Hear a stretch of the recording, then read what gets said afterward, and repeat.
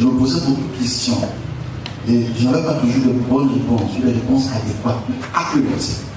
Donc je continuais à me poser des questions. Je n'avais pas de réponse.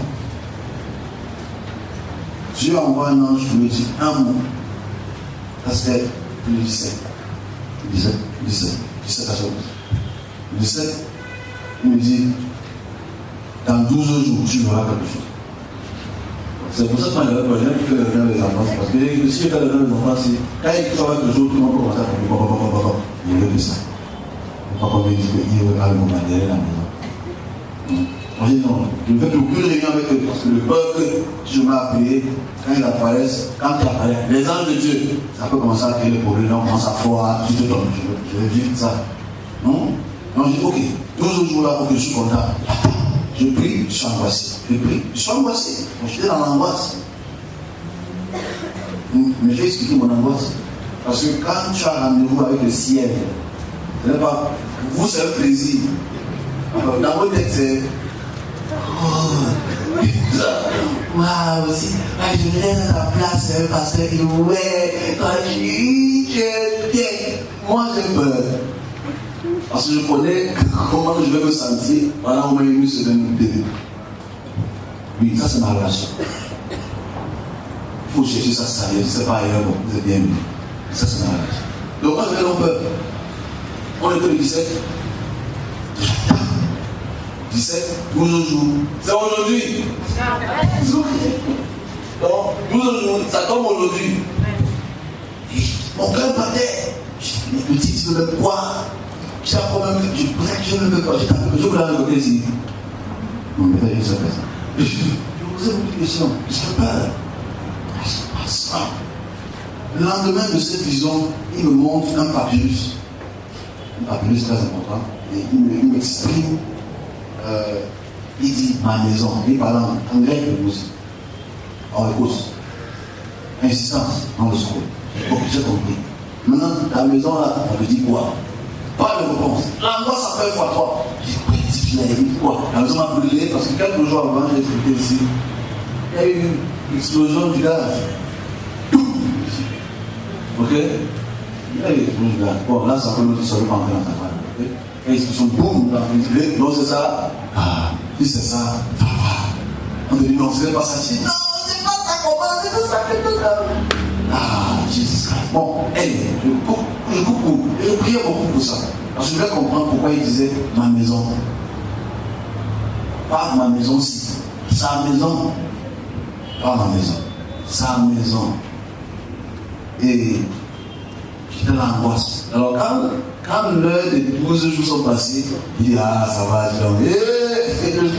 suis parti au basket, il est à l'aise là, bon, j'ai pas mal joué. Je suis rentré, l'angoisse est passée. Mais je ne comprenais pas que l'angoisse n'est pas encore finie. Alors, très tôt le matin, parce que je n'ai pas dormi, je ne voulais pas dormir. Je dormis tard, je dors normalement tard. Mais 4 heures, j'étais encore là. Je ne voulais pas fermer les yeux parce que je savais que si je me fais poum, on va arriver là-bas. Chacun ses problèmes, Chacun ses problèmes. Donc je suis resté éveillé jusqu'à plus de 4 heures comme ça là. Et si tu dors, ma femme, ils sont mêlés en prêchant la parole. Ils vont faire comme moi. Parce que sont bonnes, les chrétiens sont bonnes. Donc j'avais peur. Le soleil vient. J'ouvre l'iPad, je commence à écouter des trucs, j'ai quoi? Et le soleil me prend. Je dis non, le soleil me prend. Alors go. Et donc je suis parti. Et quand je parle maintenant, il a vu moi, il me dit, dormez. S'il vous plaît. Je veux qu'on mette en place pour quelques secondes. Oh, que ça fait. Ok, mais c'est sérieux. Je ne voulais pas partir. Donc je parlais, je fais une bonne escale d'enfants, je ne veux pas dormir là. C'est comme ça que je faisais là. Je bougeais, je monte, je descends, je bois l'eau, et je ne dors pas. Parce que c'est le 12e jour. Et ça que je suis fini. Bagarrer contre le sommeil a dit oui. Et quand je suis parti, boum, je me tourne dans les yeux. Je vois un ange qui est devant moi. Il dit bonjour. J'ai encore fait quoi, Zamouam? Donc, tu as pas le temps de dire Zamouam, malheureusement. Et il me dit, c'est ça pourquoi tu es là. Il dit, voilà, nous sommes le deuxième jour, non? Parce qu'on me dit, c'est comment je fais le mal. Faut avoir peur. Faut avoir peur de ça. Moi, je laisse avec blague parce que je... Alors, bref, je passe sur ça. Le message ne concerne pas le 12 jours, ça concerne le monde. Mais donc, je prends la peine d'expliquer ce qui m'a expliqué l'ange de l'éternel. L'ange était assis dans les cieux et il y avait d'autres anges autour, anges à la forme d'homme. Il expliquait quelque chose auquel il faut que je prenne la peine. C'est pas très long, c'est très court, mais on a pris plus de temps pour aller. Il me dit, est-ce que tu connais le changement qui arrivera sur Terre? Je dis non. Il dit, vous êtes dans un millénaire où les choses vont commencer à changer. Il faut le dire, que les choses vont commencer à changer. Il faisait tellement obscur, mais les choses vont commencer à changer. Je dis, ah, c'est parce que derrière, il y avait, c'était la bonne nuit. Et derrière, le jour commençait à se lever, comme si c'était à peu près 17 heures, il y avait une pleine lune, mais éclipsée. Comment ça se passe? Vous avez bien le soleil, et la lune vient éclipser le soleil, donc tu vois seulement le côté noir, avec un peu de lumière. Puis là, voilà, derrière toi-même, il y a l'éclipse, je sais qu'il y a l'éclipse. Mais l'éclipse en fait partie. Si dans la terre, nous sommes dans un millénaire où les choses vont changer. Pour ma maison, les choses vont changer. Donc, il dit, à partir de ce deuxième jour-ci que nous sommes aujourd'hui, les choses vont commencer à changer drastiquement dans la terre. Il y aura des nouvelles découvertes, il y aura plein de nouvelles choses. Dans notre génération aussi, on va vivre. Et je suis content d'annoncer cela. Il n'est pas obligé de comprendre. Mais ça concerne beaucoup plus que sa maison. On va pas ce qu'on vient de dire. Parce que le but, c'est pour cause. Ma maison, les choses vont commencer à changer dans ma maison. Il y a trop d'obscurité dans ma maison. Les choses vont commencer à changer dans ma maison et dans le monde. Et je fais comprendre à cet âge que oui, j'ai eu une vision il y a quelque temps par rapport à ça. Il me reconnaît, il tente d'exprimer le fait que les choses vont commencer à se développer et changer. Donc nous sommes à une période du monde, de la vie, de l'année auquel c'est pas comme si on attend 10 ans. Il dit à partir de ce mois-ci, les choses vont commencer à changer. Ok? Je sais, tout le reste de Dieu, ça m'a vie. Et oui, dans vos vies aussi. Amen. Les choses vont commencer à prendre une autre forme. Parce que c'est la volonté de Dieu. Et ce n'est pas parce que tu es bon, ni parce que je suis bon. Parce qu'il a décidé de se faire ainsi. Et j'étais un peu intrigué au réveil. Parce que je me dis, ça me concerne, ça peut être compris, ça concerne tout le monde.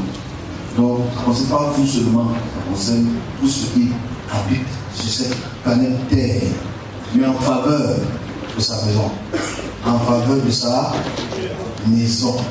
Donc, je passe le message à la terre. C'est inédit, ce message. J'espère que d'autres secteurs de Dieu ont pu avoir ce message. S'ils n'ont pas eu ce message, je les aide à comprendre le message. Ange de l'éternel, je n'en ai pas son nom. Dans ce millénaire que nous sommes à la période auquel la terre était aussi obscure, opaquée par l'éclipse qui est en train de partir. Et la lumière est en train de reprendre le jour, reprendre vie, pour que les hommes donc verront cette lumière. Je passe le message. Donc nous sommes à l'ère du changement drastique pour la terre. La seule façon de voir cela, malheureusement, j'ai commencé par la fin, j'ai commencé par le début, c'est qu'il faut absolument voir tout ce qui se passe vraiment en Afrique, la sécheresse, les flics à gauche, à droite, on a super coronavirus là-bas à gauche, on a un peu partout. Et je dis toujours, Dieu montre sa main blanche dans le noir. Et que ça va être tout pour que Dieu démontre sa puissance. Ok? Alors c'est vrai, vous avez dit, mais monsieur Yves, nous, vous aussi, ce sont pour nous. Si tu es assis là, et tu as reçu cette nouvelle, tu l'as béni. Amen. Il y a d'autres personnes, c'est d'autres messages. Moi je dis, c'est que l'éternel Dieu me transmet. Et moi, c'est une joie pour moi. C'est une joie pour moi. Donc ce matin, je chantais seulement ma panne. Chantais. Parce qu'il y a des vrais problèmes, c'est qu'on va forcément prendre le temps de diminuer le cœur. On parle un peu. Après, c'est beaucoup plus parler aujourd'hui. On va lire très peu, on va plus parler. Parce que je veux absolument montrer les petits problèmes que le monde a dans le corps de l'Église, dans le monde. Donc on a vraiment besoin que cette équipe se passe. Moi, ce que je souhaite, au nom de Jésus-Christ, c'est que quand cette lumière commence à briller, que nous n'ayons pas de parler. Amen.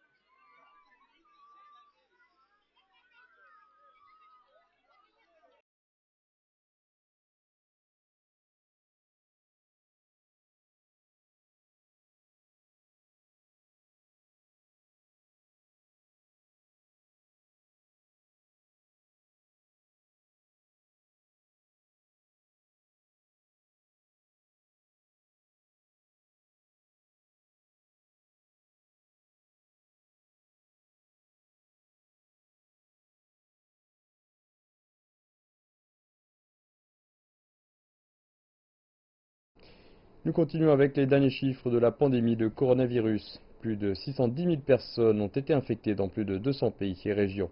Les États-Unis ont le plus grand nombre d'infections. Leur nombre a augmenté de près de 19 000 pour atteindre plus de 100 000 au total. L'Italie a enregistré vendredi le plus grand nombre de décès en une seule journée, avec 919 décès. Son nombre total de morts dépasse ainsi les 9 000, ce qui est le plus élevé au monde. L'Espagne est le deuxième pays le plus durement touché en Europe, avec plus de 72 000 cas confirmés. Vendredi, son nombre de morts a également atteint un record, avec un total de plus de 5 600 décès. L'Iran a signalé plus de 35 000 cas et plus de 2 500 décès. Vendredi, la partie continentale de Chine a signalé 54 nouveaux cas, tous arrivés de l'étranger. Et dans la province du Roubaix, où l'épidémie a commencé, le nombre de cas actifs est tombé à 2500. Plus de 90% des patients du Roubaix se sont rétablis.